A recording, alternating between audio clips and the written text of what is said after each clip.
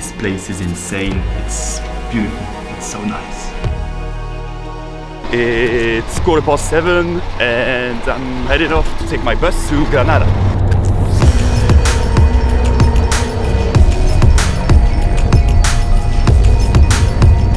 I said goodbye to the sea and hello to the mountains. This is the Sierra Nevada, the highest mountain range in Spain, and at the foot of it lies Granada. So I've just arrived in Granada, way chillier than I expected. Actually, the highest point in the city goes up to 738 meters above sea level, so it is quite chilly. It can go down to sub-zero temperatures in winter. I'm gonna have to leave my bag in some consignas, so like a place where you leave your luggage like for the day. So I just found an amazing place here, local in the city. They give you a code, you reserve online, and here I took an Excel locker for the whole day, so it cost me 10 euros. And now I'm gonna try to find a place where I can get like a screw bit for my stabilizer. I lost it while hiking through Sierra de la Muela in last episode. What a f***ing bummer this is. Guys, it works. So I put this wooden dowel here, just put some tape around, just hope it holds.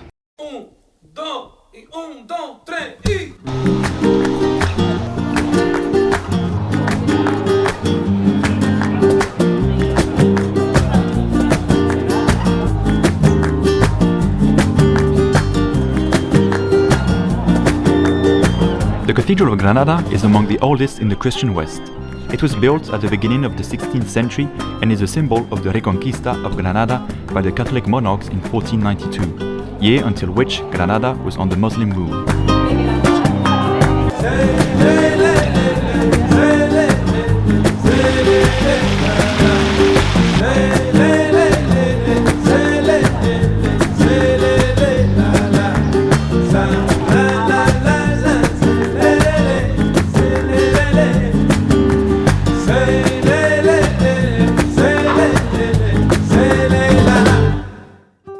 I am now strolling along the Darro River on the Paseo de los Tristes, which translates to Walk of the Sad, because it was used for funeral processions at the time.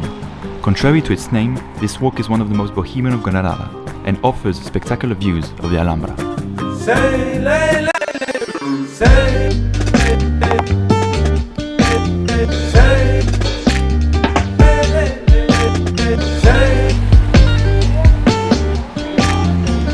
Granada has many bars with free tapas, but also many teterias, which are Arab-style tea rooms, which bear witness to the Moorish past of the city.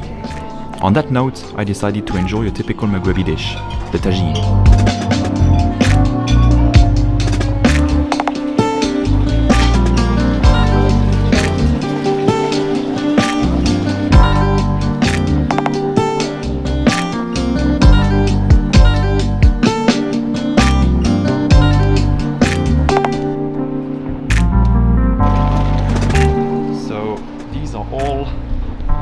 These are all pomegranate fruits, which is the symbol of the city. So the city of Granada went through a lot of different names throughout history. So when the Iberians founded the city in the 7th century before Christ, they called it Il Turir. But then when the Romans came to conquer, they called it Il Iberir or Florentina. And this was 2 centuries before Christ. And then you got the Byzantines, so Eastern Romans who came, and the Visigoths, who are the Germanic settlements, who named it Elvira. And it's only when the Muslims arrived, or the Zirid dynasty in the 11th century, that they gave the name Granada to the city, or Garnat, which means hills of the pilgrims. Or it also comes from the pomegranate fruit, the name in Latin, Granatum, for Granada. So there's a lot of debate about the origin of the actual name.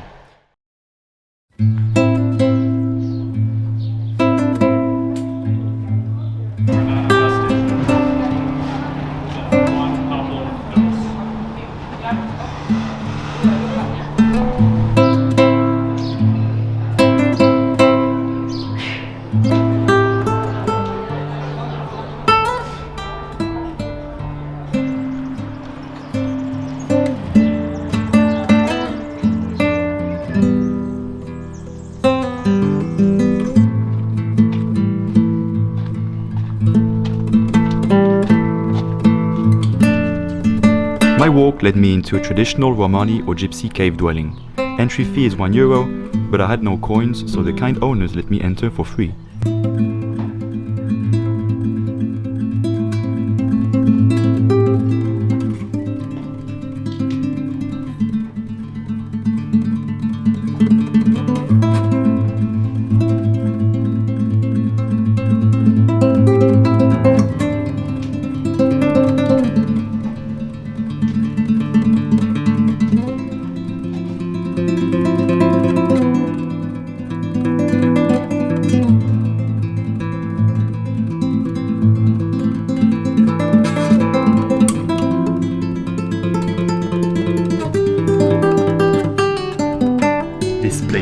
insane. It's beautiful. It's so nice.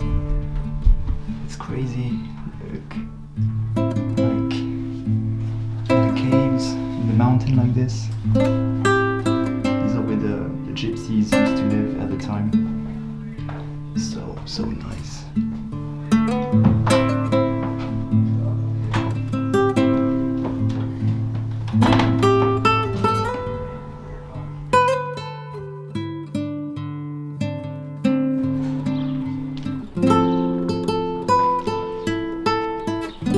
We are now in Sacromonte, which is the old gypsy quarter of Granada. And there's actually a common misconception about the gypsy people, about the name they were given. People thought they came from Egypt. And so the name went from Egyptiano to Egiptiano, which is, you can hear like the Egypt word inside. And then Egitano, and finally Gitano, which is the Spanish word for gypsy, when in reality they came from the Balkans. And the first documented reports of the gypsies in Spain was in the 15th century, which is actually pretty recent when you think about it. And they bring a huge part of the culture with the music, the flamenco, the food. It's so rich in culture, it's crazy and so beautiful.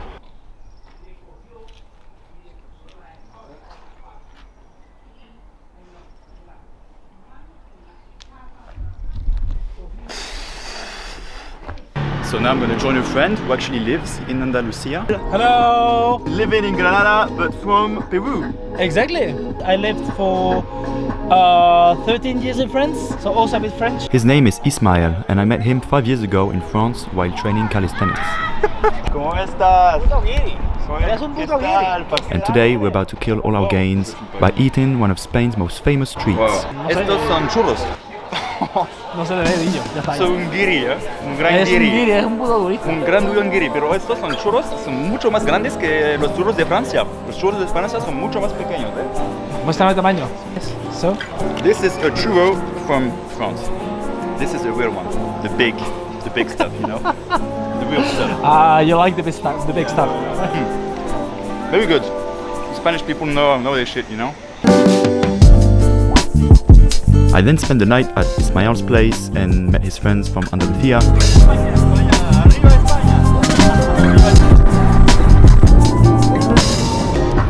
So hello everyone, this is day 2 in Granada and we're heading to the Alhambra. The thing is, I waited too long to buy my tickets, so I'm gonna have a guided tour in German. I'm gonna see how it goes. I marked a few words. Yeah, let's see. And now, the moment you've all been waiting for.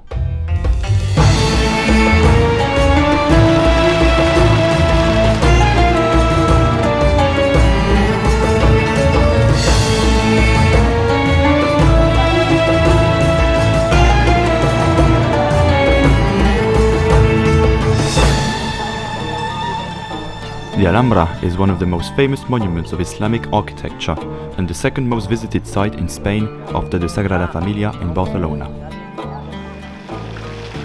On the east side of the Alhambra, outside of the walls, lies the Generalife, a palace and garden complex used by the Nasrid kings as a place for rest and recreation.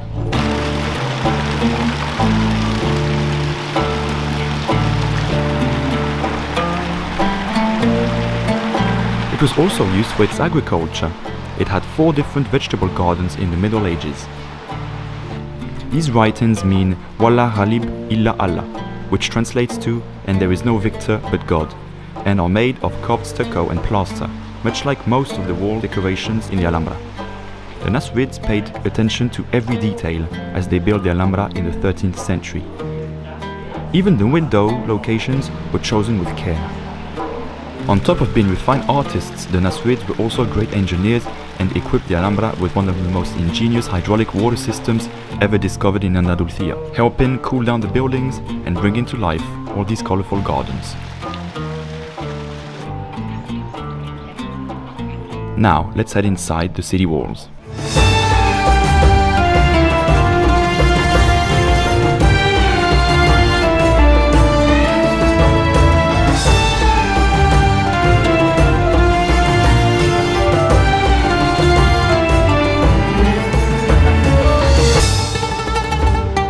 The Catholic monarchs defeated the Nasrids and gained control over the city in 1492, marking the end of the 800-year-long Moorish occupation of Spain. They erected their own buildings inside the walls, such as this Roman-style palace, commissioned by Charles V.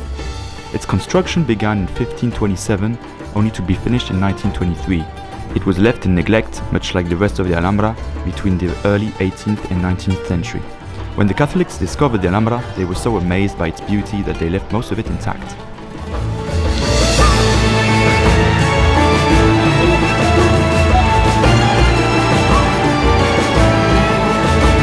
This is the Alcazaba, the main fortress of the city and the oldest part of it, built in 1237 by Mohammed I, founder of the Nasrid dynasty.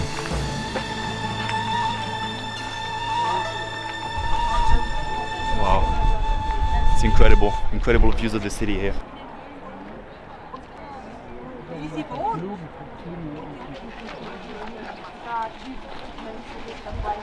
The Alhambra rests on top of the Sabika hill at 800 meters of altitude and had a total of 29 towers to survey the vast territory below. The towers were also used to relay information to other towers in the valley using signal mirrors and smoke signals. This enabled to prepare better for possible attacks or attempts of invasion, whether it came from the Christian kingdoms in the north or the other Arab sultanates in the south.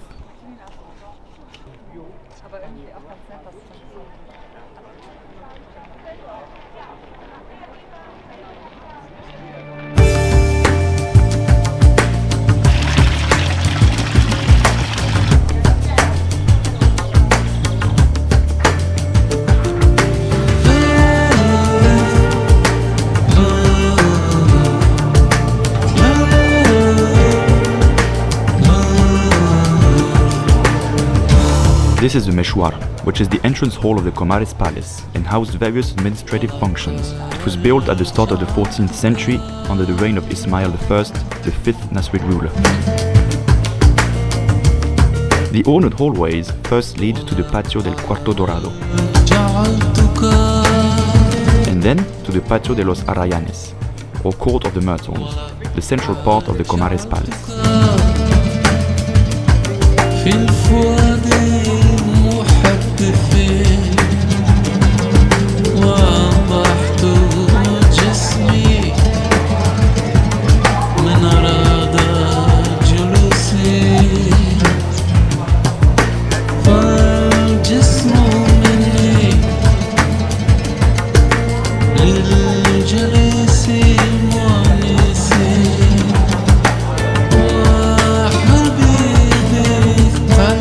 These stalactite-looking decorations are called mukarnas or mukarabes and are an Islamic invention typically featured in vaults and domes.